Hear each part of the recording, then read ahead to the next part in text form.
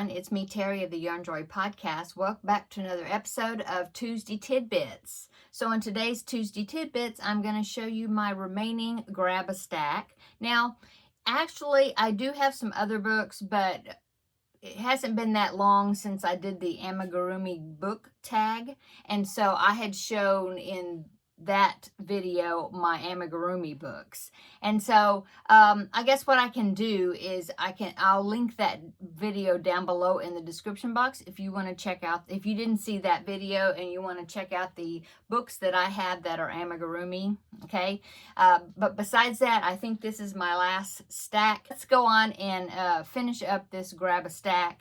And of course there may be future grab-a-stacks whenever because I'm always getting pattern books and things, so but this will catch you up, okay, to the ones that I have now. Okay, so I have 3 that I want to show you in this grab-a-stack. I also have a little stack I pulled out that are just keepsake keepsake patterns, things that I have made way in the past, and just as to remind me of them, I have kept the patterns, vintage. Would call them pretty vintage patterns. But anyway, let's get into it. Okay, so the first book, pattern booklet, it's a booklet that I want to show you is this one. It's called Flower Garden Fridgies. All these there's 17 different designs. There's flowers. There was flower garden, so pertaining to outside stuff. There's flowers. There's this is, I think, the reason I got it a long time ago was this hummingbird right there, and I did make it, but I don't think I ever actually turned it into put a magnet on the back to make it a refrigerator magnet. I don't know if I ever did it. I do remember making it though with crochet thread. Anyway, and there's a few butterflies. There's a flower basket. Look at the little frog right there. I thought they were real cute. Little garden hat. There's a bee on the back. Some more flowers. Different butterflies. A ladybug. And I think that's a bunny. It's supposed to be. Anyway, like I said, all of these patterns, all of these ask for crochet number 10 cotton, like the doily cotton. But you could use yarn and just use them as appliques or something.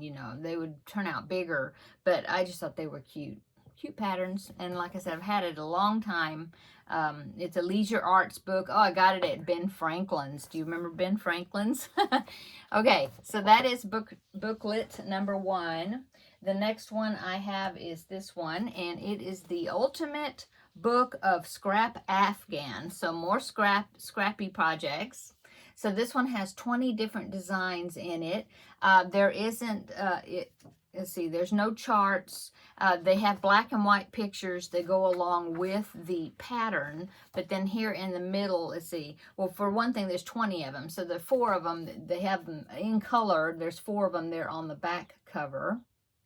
And then on the inside, there's a section that's got some colored photos right here. And I counted them, and there are colored pictures of each one. But like I said, they're all together right there in the middle and then on the back cover. But there's a variety of different designs, some like a mile a minute. There's squares that you have to make. There's all in one piece patterns. Then there's some, I believe, oh yeah, there's a chevron pattern back here. There's good selection. Here's all of those right there. I like this one right here. And this one looks interesting right there too. Anyway, I like to collect books that say it's for scrap projects. So I had seen this one. I got this off Amazon. It's been in publication quite a while. American School of Needlework is who put it out. And like I said, I'd seen it because I bought it a long time ago for a friend of mine years ago as a gift. And I saw it on Amazon and I thought, well, I'll get it for myself. So that's what I did. But I haven't made anything out of it. Okay. And the last one of the grab-a-stack is this one. And of course, I love this designer. It's Terri Kimbrough. I think that's how you pronounce it. She makes some really pretty baby blankets. baby blanket patterns, and I have some of her books that are baby blankets only, but this is Afghans. And I think her designs are more, I would call them like heirloom quality, because they're lacy, they just look more delicate. Well, I guess you'd say delicate, but just something that you would think that you would want to keep as an heirloom type project. So, like I said, these are all full-size Afghans, I believe. There's more pictures on the back. I like the border on this one. It's real fancy. Let's see, does she say how many on here there are? No, I don't think so. But there's a lot of patterns, and each pattern has the colored, colorized picture next to the pattern, which is great. I like that.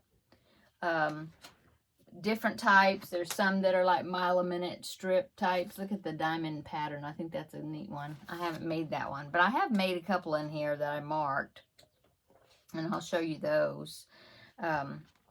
Very lacy type patterns.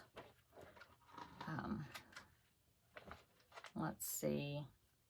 I've seen this one in a book before, but I like that. I don't know if you can tell, but it's like a chevron type pattern, like a zigzag type pattern. I don't know if you can tell it there, but it's a more of a dense stitches. I don't know.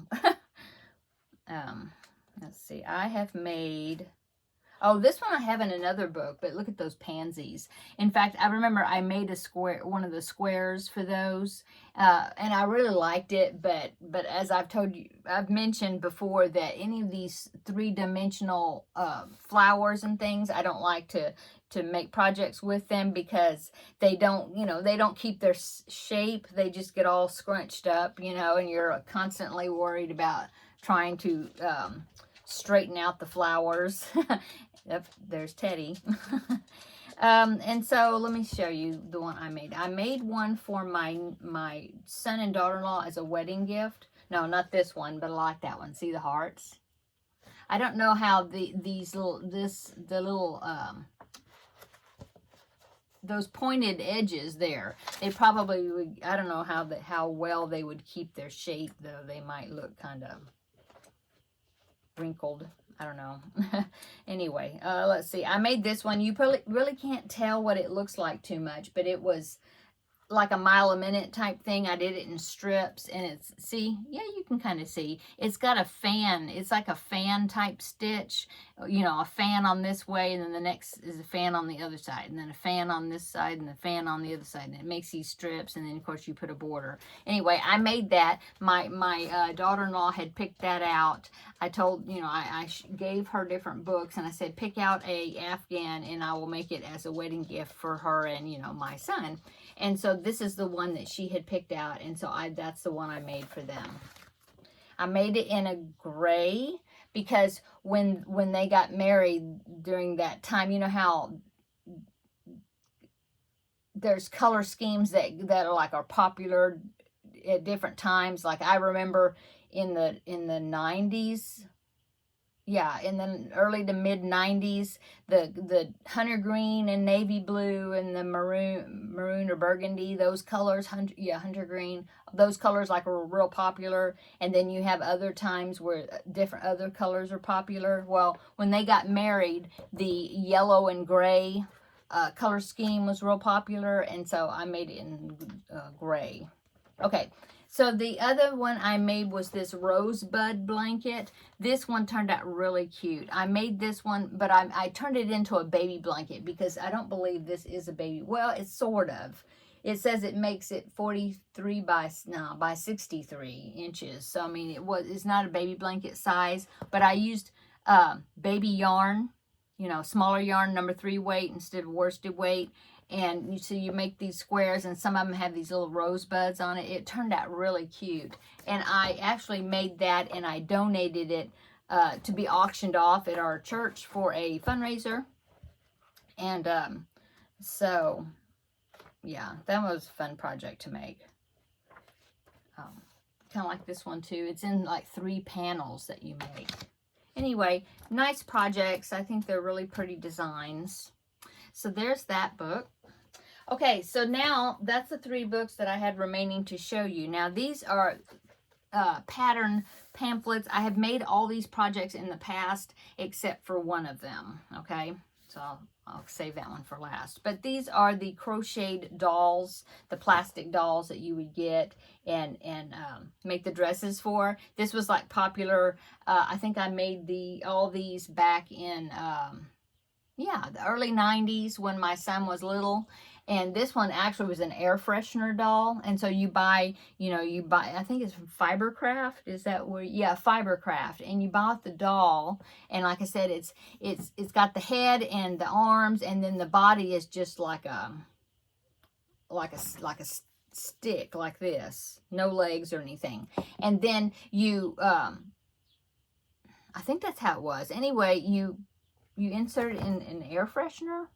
Trying to remember. I made it one time because I had to buy the doll special.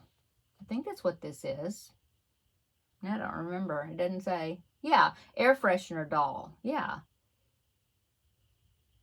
Somehow it fit down into an air freshener. Those air fresheners that you buy that I don't remember how it would fit. The one that looks like a cone type thing, and you unscrew it and lift the thing up, and the gel air freshener thing is at the bottom. I think that's what it was, the kind of air fresheners that these would sit on top of somehow.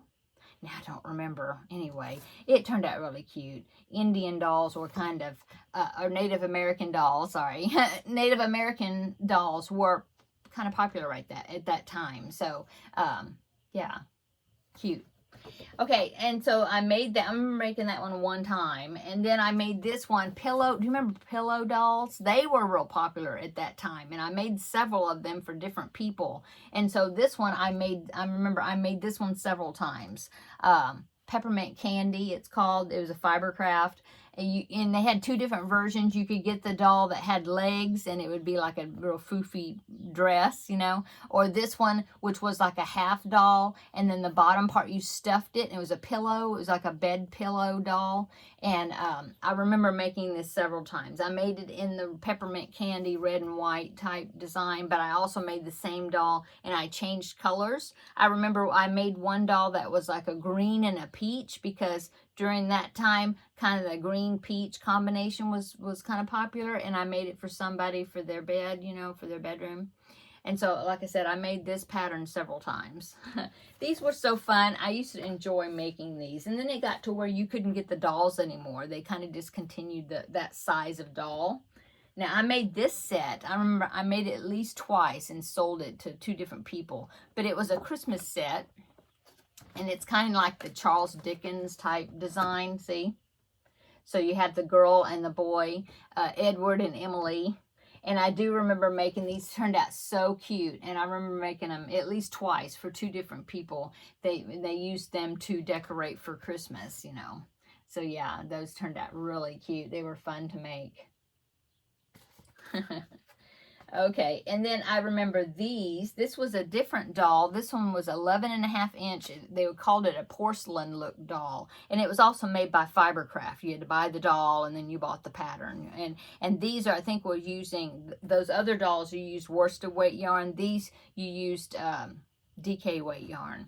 And so I remember making these. This one was Elizabeth.